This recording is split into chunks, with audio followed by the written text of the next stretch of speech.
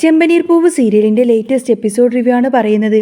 അങ്ങനെ വീടിൻ്റെ പേരും പറഞ്ഞ് സുധീൻ്റെ കയ്യിൽ നിന്ന് 30 ലക്ഷം രൂപയും അടിച്ചു മുങ്ങിയ ആ വിശ്വനാഥൻ എന്ന് പറഞ്ഞ ഫ്രോഡിനെ എങ്ങനെയെങ്കിലും പൊക്കണമെന്ന വാശിയിലാണ് സച്ചിയും രേവതിയും. ഈ വിശ്വനാഥനെക്കുറിച്ച് അന്വേഷിച്ച സച്ചിക്ക് ഒരു വിവരം കിട്ടി. ശ്രീകാന്ത് എന്ന് പറയുന്ന ആ ഒരു സീരിയൽ നടൻ ഇടയ്ക്കിടയ്ക്ക് ഇവൻ്റെ ബംഗ്ലാവിലേക്ക് വരാറുണ്ട്. ബംഗ്ലാവിൻ്റെ അടുത്ത് കരിക്ക് വിൽക്കുന്ന ഒരാളാണ് സച്ചിക്ക് ഈ ഒരു ക്ലൂ ഇട്ട് കൊടുത്തത്. അങ്ങനെ ഒട്ടും വൈകിപ്പിക്കാതെ തന്നെ ശ്രീകാന്തിനെ വഴിക്ക് കൊണ്ടുവരാൻ സച്ചി ഒരു പ്ലാൻ ഇട്ടു. അതിന് രേവതിയുടെ സഹായമാണ് സച്ചി ചേരുന്നത്. രേവതി, നീ എനിക്കൊരു ഹെൽപ്പ് ചെയ്യണമെന്ന് സച്ചി പറയുമ്പോൾ, എന്താ സച്ചിയേട്ടാ എന്ന് രേവതി തിരിച്ചു ചോദിച്ചു. ഈ വിശ്വനാഥിൻ്റെ വീട്ടിൽ പോവാറുള്ള ആ സീരിയൽ നടനെക്കുറിച്ച് ഞാൻ പറഞ്ഞില്ലേ, അവൻ്റെ വീട് ഞാൻ കണ്ടുപിടിച്ചിട്ടുണ്ട്. നീ അവിടെ പോയിട്ട് വിശ്വനാഥിനെ പറ്റിയൊന്ന് തിരക്കണമെന്ന് പറയുമ്പോൾ രേവതി ഒന്ന് ഞെട്ടി. സച്ചിൻ എന്താ ഈ പറയുന്നത്? ഞാൻ എങ്ങനെ പോയി തിരക്കാനാണ്? അവൾ ചോദിച്ചു. രേവതി, ഞാൻ അവിടെ നേരിട്ട് ചെന്ന് ചോദിച്ചാൽ അവനൊന്നും പറയില്ല. എൻ്റെ സ്വഭാവം നിനക്കറിയാവുന്നതല്ലേ. പോരാത്തതിന് നമ്മൾ അന്വേഷിക്കുന്നത് എന്നറിഞ്ഞാൽ വിശ്വനാഥൻ ഈ നാട് വിട്ടങ്ങ് മുങ്ങും. അതുകൊണ്ട് നീ ഒരു കാര്യം ചെയ്യേ, പൂ വിൽക്കുന്ന ആളാണെന്ന് പറഞ്ഞ് അങ്ങോട്ടേക്ക് ചെല്ലി.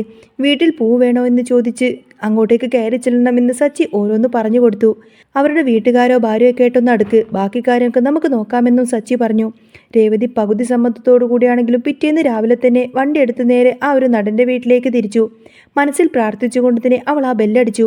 വാതിൽ തുറന്ന നടനോട് ഈ ഏരിയയിൽ പൂവ് വിൽക്കുന്ന ആളാണ് എന്നും ഇവിടെ ഡെയിലി പൂവ് എത്തിക്കാമെന്നും രേവതി പറഞ്ഞു.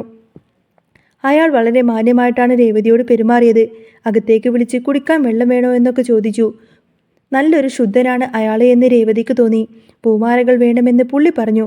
മാസത്തിൽ പൈസ തന്നാൽ മതിയെന്ന രേവതിയുടെ വാക്ക് കേട്ടപ്പോൾ അയാൾക്കും വലിയ സന്തോഷമായി. അവിടെ നിന്ന് നേരെ സച്ചിയുടെ അടുത്തേക്ക് എത്തി രേവതി കാര്യങ്ങളെല്ലാം വിശദീകരിച്ചു. അയാൾ ഒരു പാവമാണെന്നും മാന്യനാണെന്നും അവൾ സർട്ടിഫിക്കറ്റ് കൊടുത്തു. അപ്പോൾ സച്ചി കളിയാക്കിക്കൊണ്ട് ചോദിച്ചു, കണ്ടപ്പോൾ തന്നെ മാന്യനാണെന്ന് നിനക്ക് തോന്നിയോ? എങ്കിൽ അവനൊരു ഫ്രോഡായിരിക്കും. രേവതിക്ക് അത് കേട്ടപ്പോഴങ്ങ് ദേഷ്യം വന്നു. സച്ചിയേട്ടൻ എന്നെ ആദ്യമായി കണ്ടപ്പോൾ ഗുണ്ടയാണെന്നല്ലേ വിചാരിച്ചത്? അവൾ തിരിച്ചു ചോദിച്ചു. എന്തായാലും നാളെ പൂവ് കൊടുക്കാൻ പോകുമ്പോൾ ഞാനും വരാം, നമുക്ക് അയാളെ ഒന്ന് കാണാമെന്ന് സച്ചി ഉറപ്പിച്ചു. പിറ്റേന്ന് സച്ചിയും രേവതിയും കൂടി ചെന്നു. രേവതിയുടെ ഭർത്താവാണെന്നും സാറിൻ്റെ വലിയ ഫാനാണെന്നൊക്കെ പറഞ്ഞ് സച്ചി ഒരു ചീട്ടിറക്കി. ഫോട്ടോ എടുക്കാൻ വന്നതാണ് എന്ന് കേട്ടപ്പോൾ നടനാകെ വല്ലാതായി. അങ്ങനെ ഫോട്ടോ എടുത്തു കഴിഞ്ഞപ്പോൾ സച്ചി മെല്ലെ കാര്യം പറഞ്ഞു തുടങ്ങി. സാറിനെ ഞാൻ പണ്ട് ആ ഹിൽ ടോപ്പിലെ ബംഗ്ലാവിൽ വെച്ച് കണ്ടിട്ടുണ്ടെന്ന് പറഞ്ഞപ്പോൾ, ഓ അതെൻ്റെ ഒരു പരിചയക്കാരൻ്റെ വീടാണ്, അതുകൊണ്ടാണ് ഞാൻ അവിടെ പോയത് എന്ന് നടൻ പറഞ്ഞു.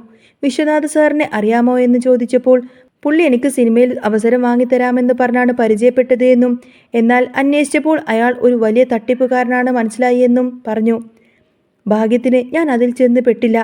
പുള്ളി ആരെയോ ഒരു മണ്ടനെ പറ്റിച്ച് 30 ലക്ഷം രൂപ വാങ്ങി സ്ഥലം വിട്ടു എന്ന് കേട്ടു എന്നും അയാൾ പറഞ്ഞു. അന്നേരം സച്ചി സങ്കടത്തോടെ പറഞ്ഞു, സാറേ, ആ മണ്ടൻ എൻ്റെ സ്വന്തം ചേട്ടനാണ്. നടൻ അത് കേട്ടപ്പോൾ ആകെ അന്തം വിട്ടു. വിശ്വനാഥൻ കോഴിക്കോട് എവിടെയോ ഉണ്ട് എന്ന് പറഞ്ഞതായിട്ടൊരു സൂചന കിട്ടിയെന്നും വേറെ വിവരമൊന്നും ഇല്ല എന്നും ആ നടനിൽ നിന്നും സച്ചിക്ക് വിവരം കിട്ടി. നിരാശയോടെ വീട്ടിലേക്ക് എത്തിയ സച്ചിയും രേവതിയും ബാക്കി കുടുംബാംഗങ്ങളോട് തന്നെ ഈ വിവരം പറഞ്ഞു. വിശ്വനാഥൻ തൻ്റെ ഫോട്ടോ പോലും കൈവശമില്ലാത്തത് കൊണ്ട് വലിയ പ്രശ്നമായി. അപ്പോഴാണ് രേവതി തൻ്റെ ബുദ്ധി ഉപയോഗിക്കുന്നത്. പൈസ കൈമാറിയത് അമ്പലത്തിൽ വെച്ചാണല്ലോ, അവിടെ CCTV ഉണ്ടാവുമല്ലോ എന്ന് അവൾ പറഞ്ഞു. അത് കേട്ടപ്പോൾ സച്ചി അവളെ കെട്ടിപ്പിടിക്കാത്ത കുറവേ ഉണ്ടായിരുന്നുള്ളൂ. എൻ്റെ രേവതിക്കുള്ള ബുദ്ധി പോലും ഈ പൈസ കൊടുത്ത ആ മണ്ടന്മാർക്കില്ലല്ലോ എന്ന് പറഞ്ഞ് അവൻ ശ്രുതിയെയും ശ്രുതിയെയും ഒന്ന് തല താഴ്ത്തി സംസാരിച്ചു. ബാക്കി കാര്യങ്ങളൊക്കെ ഞങ്ങൾ പോയി സംസാരിച്ചോളാമെന്ന് വാശി പിടിച്ചുവെങ്കിലും അമ്പലത്തിൽ പോയി ആൻ്റണിക്ക് ഒന്നും തന്നെ കിട്ടിയില്ല. എന്നാൽ രേവതിക്ക് അമ്പലത്തിൽ നല്ല പരിചയമുള്ളതുകൊണ്ട് തന്നെ അവൾ പോയി ചോദിച്ചപ്പോൾ ആ CCTV ഫൂട്ടേജ് എല്ലാം എടുത്തു കൊടുത്തു. ആ ഫോട്ടോ സച്ചി തൻ്റെ ഗ്രൂപ്പുകളിലെല്ലാം തന്നെ ഷെയർ ചെയ്തു. കുറച്ച് ദിവസം കഴിഞ്ഞപ്പോൾ ഒരു കോള് വന്നു. വിശ്വനാഥനെ പോലെ ഒരാളെ പുതിയൊരു ബംഗ്ലാവിൽ കണ്ടിട്ടുണ്ട് എന്ന്. സച്ചിയും രേവതിയും അങ്ങോട്ടേക്ക് വെച്ച് പിടിച്ചു. ബെല്ലടിച്ചപ്പോൾ വിശ്വനാഥൻ തന്നെ വാതിൽ തുറന്ന് അങ്ങോട്ടേക്ക് വരികയാണ്. വീട് വാങ്ങാൻ വന്നതാണെന്ന് നുണ പറയാണ് സച്ചി. അങ്ങനെ അകത്തേക്ക് കയറി. എന്നിട്ട് അവൻ്റെ കോളർ അങ്ങ് പിടിച്ചുകൊണ്ട് ചോദിച്ചു, എടാ എത്ര രൂപയുടെ ഈ വീട് വിൽക്കാൻ നീ നോക്കുന്നത് എന്ന്. വിശ്വനാഥൻ അത് കേട്ടപ്പോൾ ആകെ പതറിപ്പോയി. എൻ്റെ ചേട്ടൻ്റെ കയ്യിൽ നിന്ന് 30 ലക്ഷം രൂപ അടിച്ചുകൊണ്ട് വന്നതല്ലേ, എന്നിട്ട് ആ പൈസ നീ എനിക്ക് തരാതെ ഞാൻ വിടില്ല എന്നൊക്കെ പറഞ്ഞ് സച്ചി അവനെ ശരിക്കും അങ്ങിട്ടങ്ങ് പെരുമാറി. വിശ്വനാഥനും ഭാര്യയും രക്ഷപ്പെടാൻ നോക്കിയെങ്കിലും സച്ചിയും രേവതിയും കൂടി അവരെ നേരെ ലോക്ക് ചെയ്തു. അങ്ങനെ ചന്ദ്രോദയത്തേക്ക് കൊണ്ടുപോയി. വിശ്വനാഥനെയും ഭാര്യയും വണ്ടിയിൽ കയറ്റി നേരെ ചന്ദ്രോദയത്തിൻ്റെ മുറ്റത്തേക്ക് സച്ചി പറപ്പിച്ചു കൊണ്ടുവന്നു. വണ്ടി നിർത്തേണ്ട താമസം സച്ചി വിശ്വനാഥൻ്റെ ഷർട്ടിനങ്ങ് കുത്തിപ്പിടിച്ച് നേരെ പുറത്തേക്ക് വലിച്ചിട്ടു. ബഹളം കേട്ട് രവീന്ദ്രനും ശ്രുതിയും ശ്രുതിയും അടക്കം എല്ലാവരും ഉമ്മറത്തേക്ക് ഓടി വന്നു. തങ്ങളെ പറ്റിച്ച ആ മുഖം കണ്ടപ്പോൾ ശ്രുതിയുടെ ഉള്ളിൽ ദേഷ്യം അണപൊട്ടി ഒഴുകി. എടാ കള്ള, നീ അല്ലേടാ എൻ്റെ ജീവിതം വഴിമുട്ടിച്ചത് എന്ന് ചോദിച്ചുകൊണ്ട് തന്നെ ശ്രുതി അവനെ അടിക്കാൻ കയ്യോങ്ങിയതും സച്ചി അവനെ തടഞ്ഞു. അടിക്കേണ്ട ശ്രുതി, ഇവൻ അടി കൊണ്ടൊന്നും ഈ പൈസ തരുന്നില്ല. ഇവൻ അടി കൊണ്ടിട്ടൊന്നും ഈ പൈസ തരാൻ പോകുന്നില്ല എന്ന് സച്ചി ഗൗരവത്തിൽ തന്നെ പറഞ്ഞു. വിശ്വനാഥൻ അപ്പോഴേക്കും വിരട്ടാനാണ് നോക്കിയത്. എന്നെ വിട്, ഞാൻ പോലീസിനെ വിളിക്കും. ഇത് അന്യായമായ തടഞ്ഞു വെക്കലാണ് എന്നൊക്കെ പറഞ്ഞുകൊണ്ട് തന്നെ അവൻ വിളിച്ചു കൂവി. ഇത് കേട്ടപ്പോൾ രേവതി ചിരിച്ചുകൊണ്ട് മുന്നോട്ട് വന്നു. പോലീസിനെ വിളിക്കാനോ? ദാ പിടിച്ചോ ഫോണ് എന്നൊക്കെ പറഞ്ഞ് നീ അമ്പലത്തിലെ CCTVയിൽ പതിഞ്ഞ നിന്റെ ആ തട്ടിപ്പ് ദൃശ്യങ്ങളെക്കുറിച്ച് അവർക്കൊന്ന് വിശദീകരിച്ചു കൊടുക്കുക എന്ന് പറഞ്ഞ് രേവതി ആ ഫോൺ നീട്ടിയതോടുകൂടി തന്നെ വിശ്വനാഥൻ്റെ കിളി പോയി. അവൻ്റെ ഭാര്യ അവിടെ ഇരുന്ന് കരയാൻ തുടങ്ങി. എല്ലാം സിനിമ മോഹം കൊണ്ട് പറ്റിയതാണ് എന്നും തങ്ങളെ വീണ്ടണമെന്നൊക്കെ അവർ കാല് പിടിച്ച് കരഞ്ഞുകൊണ്ട് പറഞ്ഞു. എന്നാൽ സച്ചി വിടാൻ ഭാവമില്ലായിരുന്നു. നിന്റെ കയ്യിലിപ്പോൾ പൈസയില്ലെന്ന് എനിക്കറിയാം. പക്ഷേ നീ ഇപ്പോൾ താമസിക്കുന്ന ആ പുതിയ ബംഗ്ലാവിൻ്റെ പ്രമാണം എൻ്റെ കയ്യിലുണ്ട്. നിന്നെ പൂട്ടാൻ അതൊക്കെ നേരത്തെ തന്നെ ഞാൻ അടിച്ചു മാറ്റി. സച്ചി ആ ഒരു കാര്യം വെളിപ്പെടുത്തുമ്പോൾ വിശ്വനാഥൻ അക്ഷരാർത്ഥത്തിൽ ആകെ തകർന്നുപോയി.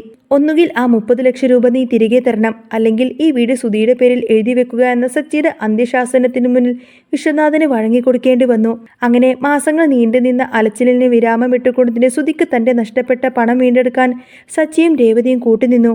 ചന്ദ്രോദയത്തിൽ വീണ്ടും സന്തോഷത്തിൻ്റെ വിളക്കുകൾ തെളിയുമ്പോൾ രേവതിയുടെ ബുദ്ധിയെയും സച്ചിയുടെ തൻ്റെതെയും രവീന്ദ്രൻ അഭിമാനത്തോടുകൂടി തന്നെ നോക്കി നിന്നു. അങ്ങനെ ചെമ്പനീർ പൂവിൽ ഇനി വരാൻ പോകുന്ന നല്ല സൂപ്പർ അടിപൊളി ത്രില്ലിംഗ് എപ്പിസോഡുകളൊക്കെ തന്നെയാണ് കേട്ടോ. നിങ്ങൾക്ക് ഈ ഒരു ചാനൽ ഇഷ്ടമാവുകയാണെങ്കിൽ സബ്സ്ക്രൈബ് ചെയ്യാനും സപ്പോർട്ട് ചെയ്യാനും മറക്കല്ലേ. നെക്സ്റ്റ് വീഡിയോ ആയിട്ട് ഉടനെ വരാം. ബൈ.